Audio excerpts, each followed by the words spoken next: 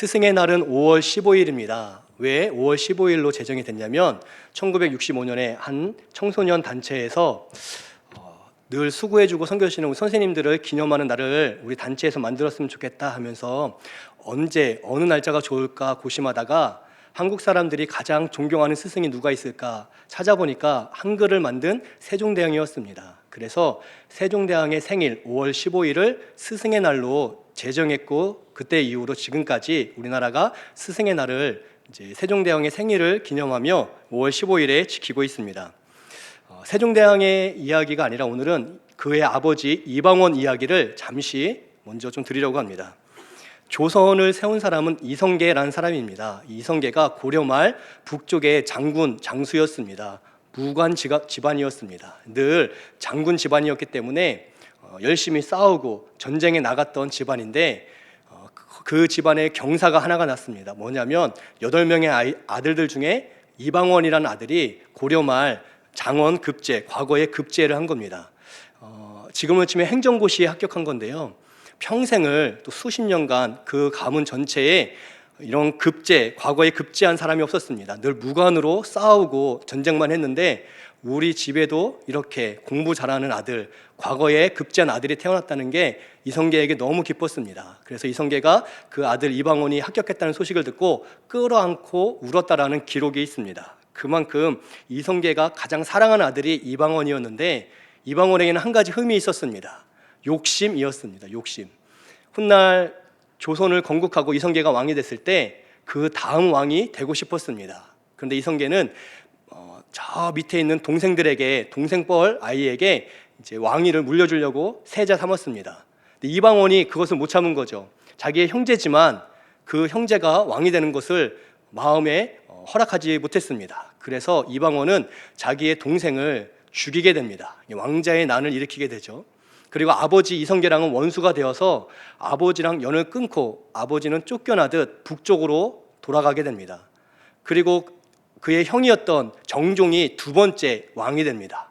두 번째 왕이 되었지만 동생 이방원이 너무 무서워서 2년 만에 왕을 그만두고 왕위를 이방원에게 물려줍니다. 이방원이 드디어 왕이 된 거죠. 근데 이 이방원이 왕이 되고 끝난 게 아니라 자기가 여기까지 오는 동안에 자기 옆에서 도와주었던 처남들이 있었습니다. 민무구, 민무질이라는 처남들이 힘을 실어주고 군사를 보내줘서 왕이 되었는데, 왕이 된 후에 제일 먼저 한 게 처남들을 유배 보냈다가 거기에서 죽이는 일이었습니다. 그러니까 다 죽인 거죠. 그러니까 아버지랑도 연을 끊고 형제랑도 원수가 되고 또 처갓집 식구들을 다 죽이게 되었습니다. 거기서 끝나지 않습니다.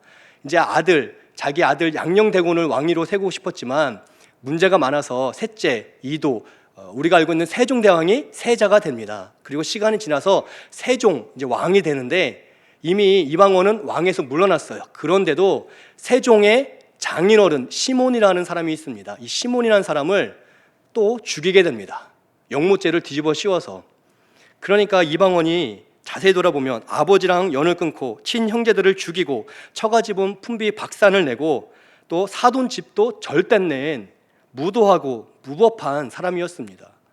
그래서 조선시대의 드라마나 영화를 보면 이 이방원 주인공이 대부분입니다.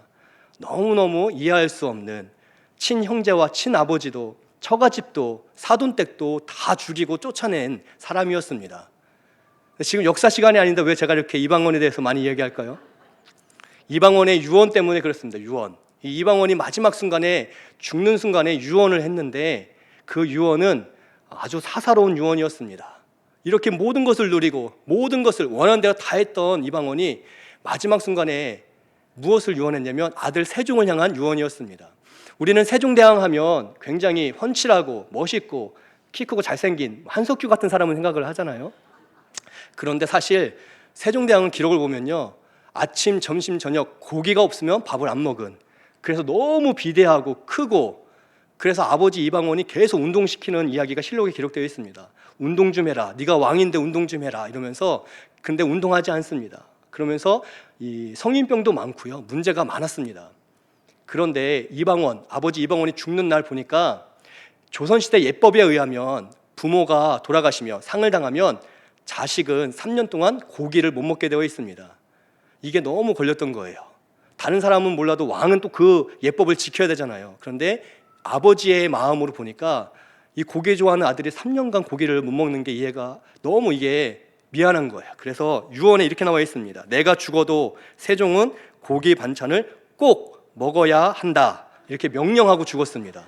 실록에 그대로 기록되어 있어요. 그러니까 세종이 가슴을 치죠. 어떻게 내가 얼마나 고기를 좋아했으면 우리 아버지가 마지막 순간에 이런 유언을 하실까? 너무 죄송하고 미안해서 아니다, 나 지키겠다. 아버지 그렇게 유언하셨어도 내가 오히려 더 죄송하다 했는데 2달 만에 고기 먹습니다. 2달 만에 고기를 먹으면서 아버지 감사합니다, 그 뜻에 순종합니다 라고 했어요. 지금 이방원, 그 무서운, 그 냉혈한 이방원이 죽는 순간에 죽고 있는 자신이 아니라 자기 아들 걱정. 근데 아들이 죽는 게 아니잖아요. 아들이 단지 고기 못 먹는 게 걱정되어서 다른 건 내가 모르겠고 그저 우리 아들 고기 반찬 꼭 먹어라, 이건 명령이다, 괜찮다라고 유언하는 아이러니한 이 아버지의 마음이 이방원에게도 있었다는 겁니다. 세상 모든 일에 냉정하고 비정했습니다. 원하는 것은 어떻게든 친혈육을 죽여서라도 얻었던 사람이 이방원인데, 근데 아들에게는 한없이 약하고 걱정되고 죽어가면서도 자기가 지금 죽음을 앞두고 있으면서도 아들 고기 못 먹는 거 걱정해서 말하는 그 이방원의 모습을 보면서 사람의, 특히 부모의 사랑이, 아버지 어머니의 사랑이 얼마나 깊은지 알 수가 있습니다. 그런 의미에서 모든 부모님의 약점은 자녀입니다. 내가 모든 것을 누리고 모든 것을 할 수 있고 모든 것을 가졌어도 우리의 자녀가 아프면 기쁨이 없다는 거예요. 내가 모든 것을 할 수 있는 부유함이 있고 강건함이 있어도 우리 자녀에게 어려움이 생기면 하나도 기쁘지 않다는 겁니다. 반대로 힘들고 어려운 나날을 보내도요, 우리의 자녀가 부모님의 바람대로, 소원대로, 기대대로 성장하면 그 가정엔 늘 웃음과 기쁨이 있습니다. 그러니까 부모의 모든 마음은 자녀가 잡고 있어요. 자녀를 향한 부모님의 이 마음이 약점이라는 겁니다. 그런데 허물 많은 우리 사람, 특별히 이방원 같은 사람도 이런 아들을 향한 극진한 사랑이 있는데 하물며 우리 하나님 아버지의 사랑은 얼마나 크고 기쁘실까요? 여러분, 하나님은요, 모든 권세 또 모든 것을 가지신 가장 완전하신 분이십니다. 부족함이 없으신 분이시죠. 그런데 하나님의 유일한 약점이 하나가 있습니다. 바로 자녀된 우리입니다. 모든 권세, 모든 능력 다 가지신 분이 우리가 죄 가운데 죽어가는 게 싫으셔서 독생자 아들을 버리시고 모든 영광을 뒤로 한 채 십자가에서 우리를 위하여 아들 예수님을 못 박으시고 우리를 구원해 주셨습니다. 하나님 보시기엔 우리는 약점입니다. 그러나 하나님은 약점으로 여기지 않고 우리 하나님의 자녀들을 위해서 사랑하고 은혜 베푸시기를 작정하시고 지금까지 일하고 계심을 믿습니다. 오늘 성경 말씀은 그 하나님께서 구체적으로 하나님의 자녀들을 얼마나 사랑하시는가를 보여주는 장면이 나와 있습니다. 우리가 읽은 열왕기하 2장 19절부터 읽었는데요, 1절부터 18절까지 말씀은 한 가지 사건을 기록해주고 있습니다. 엘리야라는 사람의 사건입니다. 엘리야라는 사람은요, 가장 크게 쓰임받은 선지자였습니다. 우리나라에서는 세종대왕 이순신을 가장 존경하는 것처럼 이스라엘 사람들은 모세, 다윗, 엘리야를 가장 존경할 만큼 위대한 선지자였는데, 이런 위대한 선지자가 그 시대에 필요했던 이유는 역설적이게도 그 시대가 악했기 때문입니다.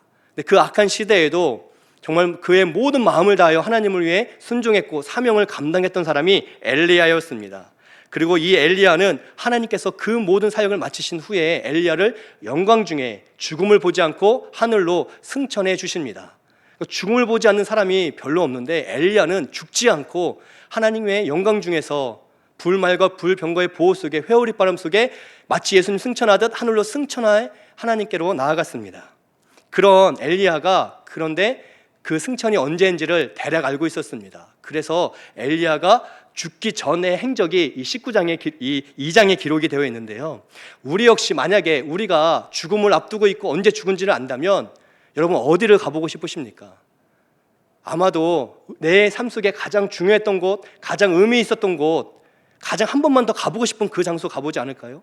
엘리야도 하나님께서 승천케 하시는 날을 이미 짐작하고 있었기 때문에 이제 길갈에서 짐을 싸서 베델과 여리고로 나아갑니다. 길갈에서 원래 이 승천한 장소는 요단강인데 길갈에서 요단강은 바로 내려오면 되는데요, 멀리 돌아서 베델, 여리고를 굳이 방문해서 나아옵니다. 왜냐하면 베델과 여리고에 선지자 학교가 있었기 때문입니다. 선지자 학교가 있었다는 것은 뭐냐면 이 악한 시대에도 하나님은 희망의 불꽃을 남겨두셨다. 그리고 그 학교의 교장이 엘리야였습니다. 사랑하는 제자들, 내가 이제 없어진 이후에도 우리 민족을 위해서 말씀을 전할 그 사람들을 바라보기 위해, 격려하기 위해 지금 방문을 하고 있는 거예요.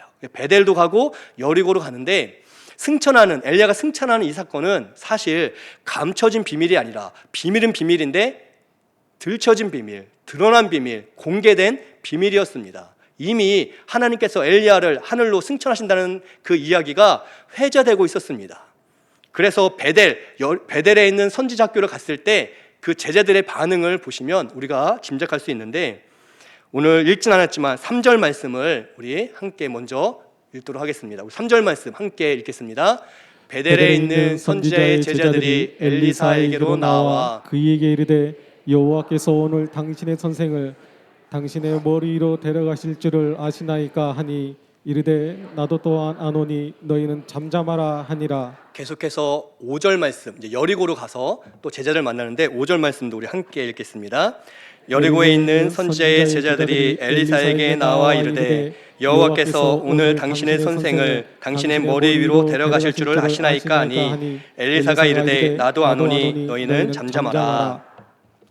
엘리야가 승천할 사건을 엘리야는 말하지 않았습니다. 그저 하나님께 가기 전에 베델, 여리고에 있는 제자들을 만나러 갔는데 제자들이 엘리야의 큰 제자였던 엘리사에게 말합니다. 오늘 하나님께서 엘리야를 데려가는 날인 거 아십니까? 그때 엘리사가 나도 안다. 그러니까 조용히 우리 기다리고 있자. 여리고에 갔더니 여리고에서도 제자들이 오늘 엘리야를 하나님이 올리실 것을 아십니까? 나도 안다. 조용히 잠잠히 있자. 엘리야도 알고 엘리사도 알고 베델과 여리고에 있는 선지자 학교의 제자들도 다 알고 또 그 제자들이 말씀을 전하는 베델 지역, 여리고 지역 사람들도 이 사실을 다 알고 있었습니다. 비밀이지만 공개된 비밀이라는 거죠. 하나님께서는 이것을 통해 우리에게 가르쳐주시는데 악한 시대일지라도 하나님을 위해 사명을 감당한 사람을 영광 중에 높여주심을 우리가 알 수가 있습니다. 또 하나님께서는 하나님의 계획을 이루신다, 말씀하신 것을 반드시 지키신다, 이것을 보여주고 있죠. 특별히 엘리야가 이제 요단강에 왔을 때 하나님께서 영광 중에 엘리야를 올려 보내주십니다. 이 사건은 하나님의 살아계심, 하나님 살아계시다, 말씀하신 대로 지키신다, 이것을 강력하게 보여주신 사건입니다. 그리고 그렇게 엘리야가 떠나는 모습을 수제자였던 엘리사가 보고 그 엘리사가 집으로 돌아가기 위해서 거꾸로 여리고와 베델을 지나 사마리아로 가는 장면이 오늘 우리가 읽은 19절 첫 번째 내용입니다. 이제 설교가 시작입니다. 문을 잠그고 못 나가게 해야 될 것 같은데 이제 시작이에요. 여리고의 방문을 이제 엘리사가 지나가는 길인데 19절 보니까 그 성읍 사람들이 엘리사에게 뛰어옵니다. 선지자여 우리를 도와주세요 라면서 뭐라고 하냐면 우리 이 성읍, 이 여리고 성읍의 위치는 너무 좋은데 물이 나빠서 소산물이 없습니다. 토산이 익지 못하고 떨어집니다. 우리 다 죽게 생겼습니다. 도와주세요 라고 고백을 합니다. 근데 사실 이 여리고는 축복받은 도시가 아닙니다. 이스라엘이 이때 당시 기준으로 500년 전에 출애굽을 했습니다. 출애굽을 해서 이제 가나안을 점령할 때 여호수아가 첫 번째 점령한 땅이 이 여리고성이었습니다. 여리고성은 굉장히 큰 성이었는데 하나님의 은혜로 다 무너지고 여리고성이 무너진 이후에 이제 여호수아는 그때로부터 이 가나안 땅을 정복하기 시작하고 이스라엘이 정착하여 500년이 지나게 된 겁니다. 근데 여리고성이 무너졌을 때 그때 여호수아가 예언하고 미리 말한 한 가지 사실이 있는데요. 여호수아 6장 26절 말씀입니다. 우리 여호수아 6장 26절 말씀, 여리고성이 다 무너진 500년 전 이 사건을 한번 함께 읽겠습니다.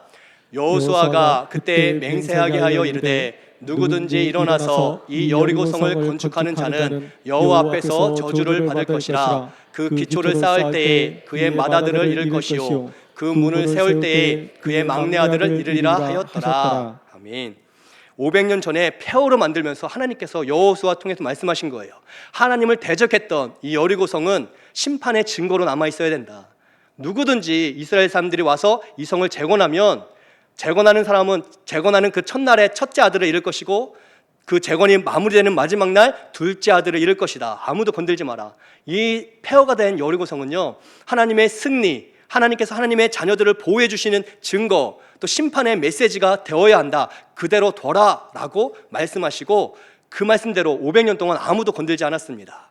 그런데 우리가 읽은 말씀 이때에 이 직전에 어떤 일이 있었냐면 열왕기상 16장 34절 말씀입니다. 우리 함께 읽겠습니다. 그 시대에 베델 사람 히엘이 여리고를 건축하였는데 그가 그 터를 쌓을 때에 맏아들 아비람을 잃었고 그 성문을 세울 때에 막내 아들 수굽을 잃었으니 여호와께서 눈의 아들 여호수아를 통하여 하신 말씀과 같이 되었더라. 베델 사람 히엘, 하나님은 살아계시다라는 이름의 뜻인데요, 이 히엘이라는 사람이 그 땅이 너무 아까운 거예요. 그 땅은 너무 좋은 땅인데, 그래서 500년 후에 이미 옛날 이야기니까 우리 성 지읍시다 라고 지었는데 짓는 날 첫째 아들이 죽고 마지막 날 둘째 아들이 죽었습니다. 심판이 정말 임했던 거죠. 그런데도 사람들이 이 땅이 너무 아까워서 몰려들기 시작합니다. 그러면서 여리고성이 신도시가 됐어요.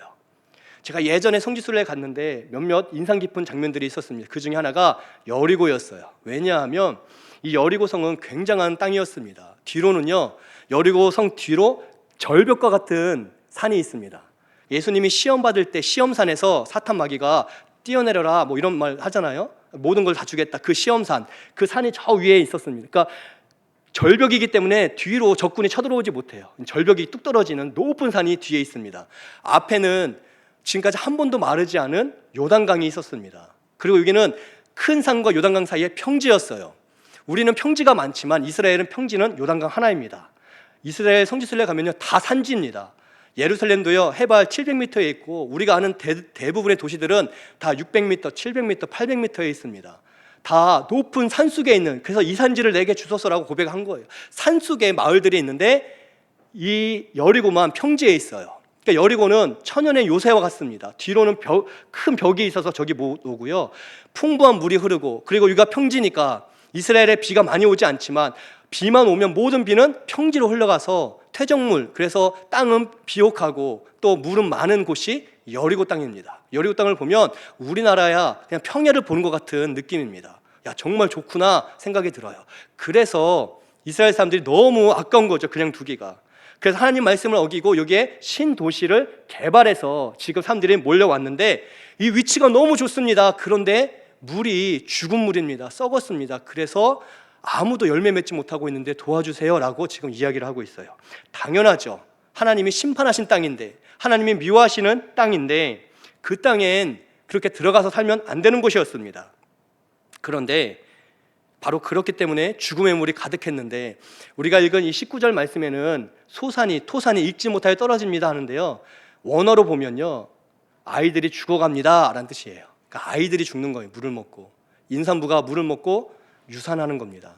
그래서 우리는 고상하게 토산이 읽지 못하고 떨어진다고 하는데 사실은 아이들이 다 죽었습니다. 어른들만, 물을 먹지 않는 어른들만 지금 남아 있습니다. 아이들 놀다가 물 마시고 죽었고 다 죽었습니다. 그 이야기예요. 그런 죽음의 물이 있을 수밖에 없죠. 하나님이 원하지 않는 땅이었기 때문에. 그런데 지금 이 여리고 사람들이 뻔뻔하게 엘리사에게 찾아와서 도와주십시오. 우리 먹고 살려고 여기까지 왔는데 다 죽어가고 있습니다. 열매도 낳지 않습니다. 여기가 가장 천국인 줄 알았더니 지옥과 같습니다. 도와주십시오라고 지금 이야기하고 있습니다. 뻔뻔하게 하나님께 불순종하여 도시를 건설한 사람들이 은혜를 구하고 있다는 거죠. 근데 중요한 건 하나님께서 그들의 바람대로, 소원대로, 기도대로 그들에게 은혜를 베풀어서 그 땅의 물을 고쳐 주셨다는 겁니다. 지금 이 사람들은요 억울하게 지금 이런 어려움을 당한 게 아닙니다. 자신들이 선택한 불순종의 대가로 지금 어리석은 선택의 결과로 고통을 받고 있는 거예요. 징계를 받고 있는 겁니다. 그런데도 뻔뻔히 어떻게 하나님께 나와 염치도 없이 은혜를 구합니까? 그런데 하나님은 그 과거의 일을 다 잊고 바로 은혜를 베풀어 주십니다. 왜 그러시냐면 우리 하나님은 과거에 얽매여 계신 하나님이 아니라 바로 지금 오늘 살아 역사하셔서 우리의 믿음에 응답하시는 하나님이시기 때문입니다. 여러분, 우리의 과거에 하나님 앞에 연약할 때가 있고 부족할 때가 있고 심지어 불순종하여 죄를 지을 때도 많이 있었습니다. 그럴지라도 오늘 믿음으로 하나님께 나오면 신실하신 하나님은 과거의 문제를 가지고 문제 삼지 않고 지금 하나님을 간절히 찾는 그 절박한 마음으로, 갈급한 마음으로 하나님께 나와 은혜를 구하는 그 마음을 믿음으로 여겨주시고 받아주시고 어려움 중에 우리를 건져주시는 분이심을 믿으시기를 바랍니다. 오늘 말씀에서 엘리사는 그래서 그 이야기를 듣고 이야기합니다. 새 그릇에 소금 갖고 와라. 소금 하나를 새 그릇에 담아와라 라고 이야기를 하고 여리고 사람들이 그 즉시 그렇게 했다라고 기록이 되어 있습니다. 근데 여리고 사람들이 그렇게 한 건 사실 이해되지 않는 장면입니다. 사실 이런 마을 전체에 어려움이 있을 때, 마을 전체가 이렇게 힘들 때 고작 하나님의 해법이 그릇 새 거 사오고 거기에 소금 담아와라라면 이것은 사실 말이 안 되죠. 여러분, 우리가 순종한다는 게 어렵다고 하는데 왜 어렵냐면 그 순종, 하나님께서 우리에게 요청하는 게 너무 크고 어려워서 힘든 게 아닙니다. 사실은 하나님이 우리에게 너무 쉽고 단순한 걸 요청해서 우리가 순종하기가 어렵다는 거죠. 심청전을 보면 심청이가 아버지 신봉사를 눈뜨게 하기 위해서 불교에 찾아갔더니 공양미 300석 바쳐라 라고 이야기했습니다. 공양미 한 석이 180kg입니다. 300석은요 어마어마하고요, 어제 시세로 1억 5천만 원 정도 됩니다. 네. 1억 5천만 원. 아버지 눈뜨게 하려면 1억 5천만 원 헌금해라. 불교가 이야기한 거예요. 너무 어렵죠. 어떻게 1억 5천을 갑자기 마련할 수 있겠습니까? 힘들고 어려운데, 그런데 심청이가 그걸 준비해 오잖아요. 힘들고 어려운 걸 요청하면 우리는 순종한다는 겁니다. 왜? 그 많은 보상을 기대해서. 근데 제가 만났으면 전 그랬을 거예요. 심청아, 회개해라. 그리고 예수님 믿어라. 그리고 아버지 위해 기도해라. 금식도 하고 새벽도 깨우고, 너 날마다 인당수 왔다 갔다 하지 말고 교회 와서 예배드리고 은혜를 구하고 기도해야 된다, 해야 되는데 이 심청이는 말을 듣지 않는 것 같아요. 그래서 공양미를 준비해 갑니다. 여러분, 심청이를 만나면 회개하라고 좀 전해주시기 바랍니다. 하나님께서 우리에게 무거운 짐을 요청하지 않으십니다. 하나님은 우리에게 쉽고 가벼운 짐을 주시죠. 여러분, 치과 이가 아파서 가면 선생님 말씀 뻔합니다. 아침 저녁으로 이 잘 닦으셔야 됩니다. 정기적으로 검진받으러 오세요입니다. 그래서 여러분, 그게 너무 쉬운데 너무 하기 어렵잖아요. 만약 치과 선생님이 그거 500만 원짜리 이 기계 구매해서 아침에 한 번씩 넣으세요 하면 그 500만 원짜리 내가 어떻게든 마련하지 않겠습니까? 1000만 원짜리 이거 꼭 드셔야 됩니다 하면 그거 왠지 꼭 사야 될 것 같지 않으세요? 단순히 아침 저녁 이 닦고 정기적으로 검진 오세요 하는 거는요 너무 쉬운데 하고 싶지 않은 거예요. 사람의 본성이 그렇습니다. 하나님께서 우리에게 요청하는 거는요 어려운 일이 아닙니다. 시편 51편 17절을 보면 하나님이 구하시는 제사는 상한 심령이라 말씀하세요. 하나님이 우리에게 뭘 원하시냐면 우리가 세상을 살아가다가 마음이 상할 때 그 아픈 마음 갖고 나오기를 원하신다는 겁니다. 하나님이 청금을 갖고 나오라는 게 아니라 상한 마음이 있다면 그 마음을 갖고 하나님께 나와라. 하나님이 그 마음을 위로하시고 격려해 주신다라고 말씀해 주신다는 거예요. 신앙생활 할수록 이 단순한 진리에서 우리가 너무 멀어지고 있습니다. 식상하고 감동이 없고 너무 쉬운데 그렇게 하고 싶지 않은 마음들. 근데 여리고 사람들은 지금 절박함을 가지고 그것을 감당하고 있습니다. 만약 우리 보고 우리 마을 전체가 힘든데 야 소금을 새 그릇에 넣어라 하면 그거 하나 몰라서 우리가 이렇게 있냐고 하지 않겠어요? 근데 여리고 사람들은 너무 절박하고 하나님만이 유일한 답이니까 그 작은 단순한 명령에도 순종하고 있습니다. 단순한 그 작은 명령에 순종한 게 하나님의 큰 영광이라는 거예요. 여러분, 우리는 큰 영광을 위해서 큰 순종을 해야 된다고 하는데 작은 순종, 하나님께서 나에게 요청한 그것 하나를 오늘 하루 감사하게 감당하면 하나님은 그것을 통해서 영광 받아주신다는 겁니다. 그 후로 그래서 그 소금을 갖고 엘리사가 물 근원에 그걸 던지면서 하나님의 말씀으로 이 물이 고쳐질 것이다 했더니 그대로 고쳐졌다 기록하고 있어요. 22절에 그 물이 엘리사가 한 말과 같이 고쳐져 오늘까지 이르렀다 말씀합니다. 여러분, 지금도 이스라엘 모든 호텔에는요, 우리나라 호텔 가면 제주 삼다수가 있는 것처럼 이스라엘 모든 호텔엔 여리고라고 하는 물이 다 있습니다. 이스라엘 사람들은 지금도 이 여리고에서 나오는 여리고라고 써있는 제주 삼다수처럼 여리고라고 써있는 물을 다 마십니다. 1초에 76리터가 나오고요 1분에 4톤의 물이 지금도, 여기가 사막지대인데 한 번도 멈추지 않고 이때로부터 수천 년 동안 1분에 4톤의 물이 지금도 계속 나오고 있습니다. 이스라엘 전역을 감당하고도 남는 물이 여리고에서 지금도 나오고 있어요. 정말 하나님의 말씀처럼 되었습니다. 이 여리고성 이야기가 주는 교훈은요, 과거가 어떠했던 간에, 내가 어제까지 어땠던 간에 오늘 정말 하나님을 사랑하는 마음으로, 그리고 하나님만이 유일한 우리 인생의 답인 것을 믿으며 그 은혜를 사모하여 모이면 하나님 반드시 은혜 주신다, 이것을 우리에게 가르쳐주고 있습니다. 우리 가정마다 여리고와 같은 어려움이 있습니다. 여기는 위치는 좋은데 물이 나쁩니다. 모든 게 다 나쁜 가정은 없습니다. 우리 가족 경제적으로는 괜찮은데 건강에 문제가 있습니다. 건강은 괜찮은데 물질의 문제가 있죠. 건강도 좋고 물질도 좋고 다 좋은데 마음에 화가 있거나 우울함이 있습니다. 나는 다 좋은데 사람들과의 관계 때문에 늘 상처받고 있습니다.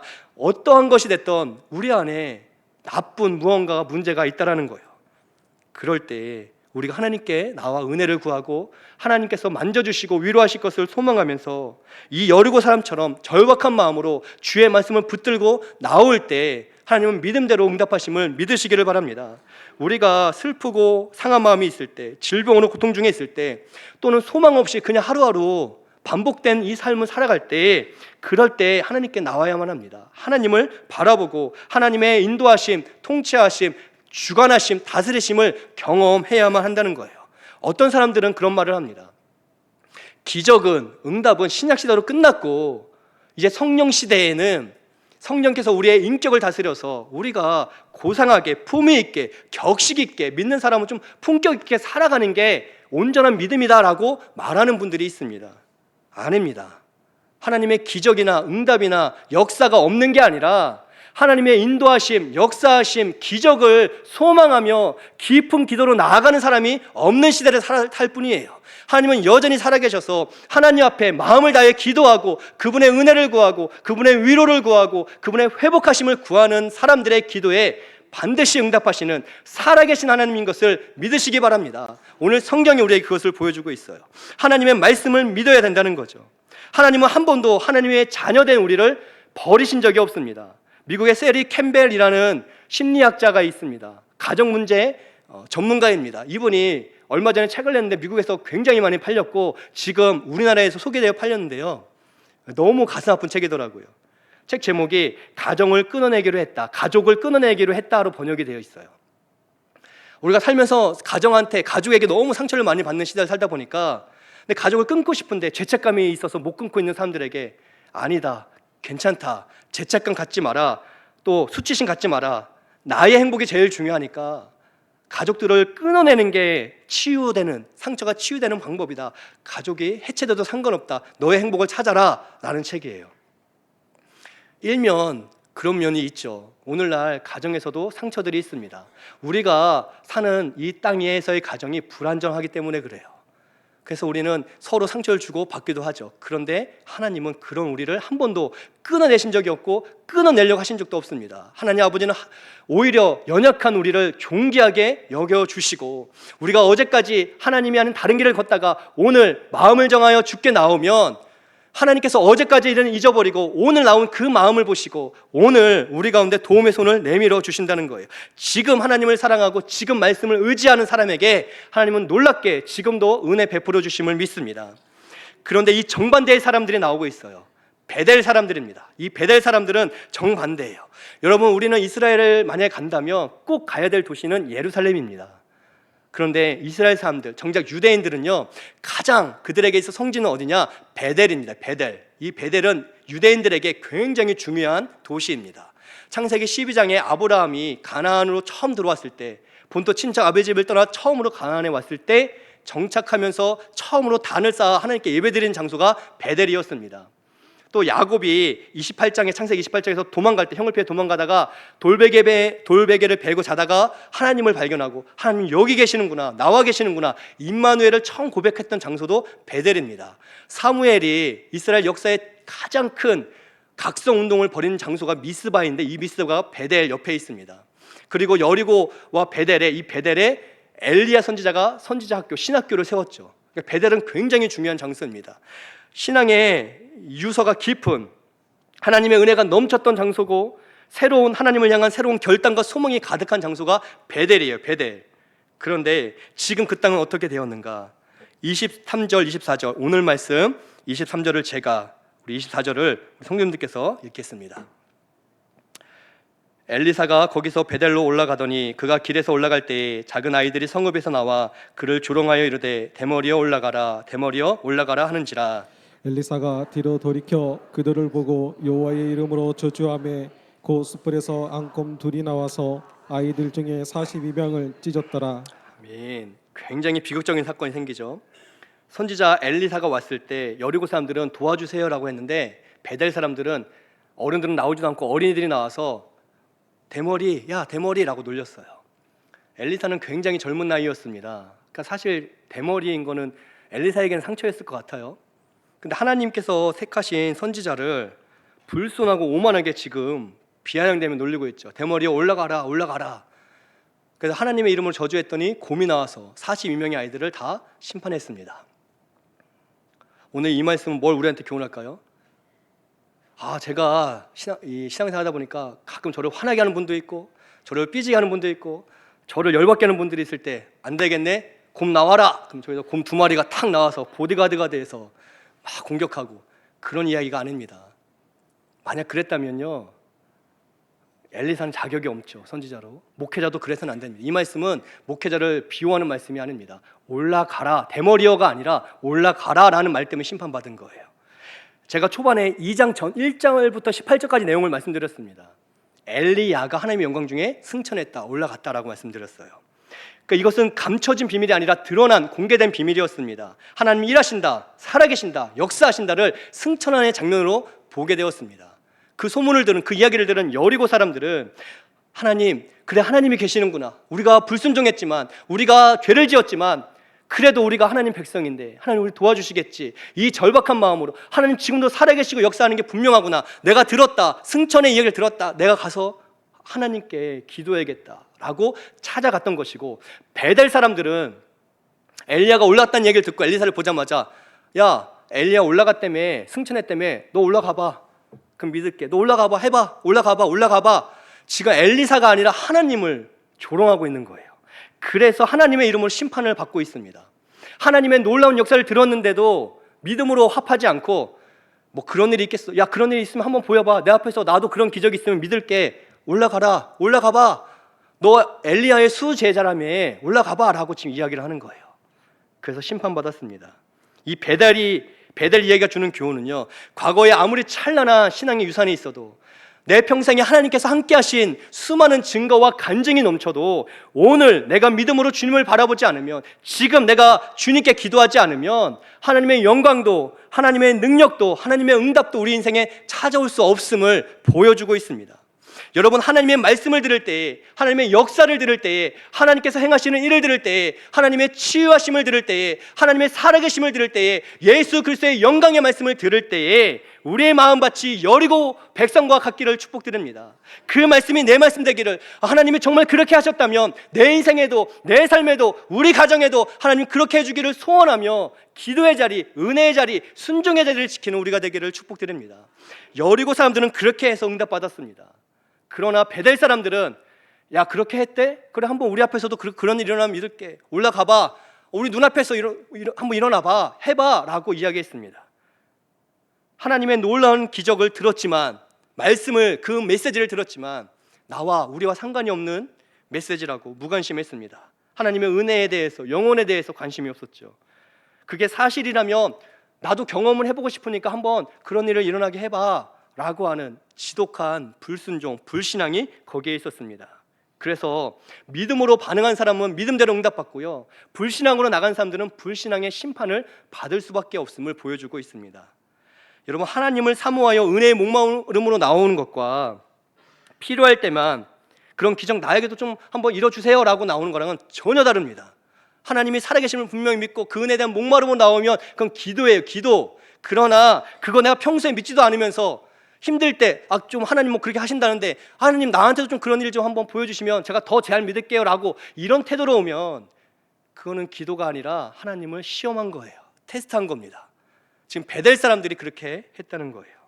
여러분, 여리고는 과거 심판의 도시였습니다. 그들의 과거는 부끄러운 것 투성이었습니다. 그러나 오늘 하나님의 말씀을 듣고 그 말씀이 내 말씀 되기를 소망하며 은혜의 자리로 나왔을 때, 믿음으로 주님을 바라볼 때 하나님께서 역사하셔서 치유해 주셨습니다.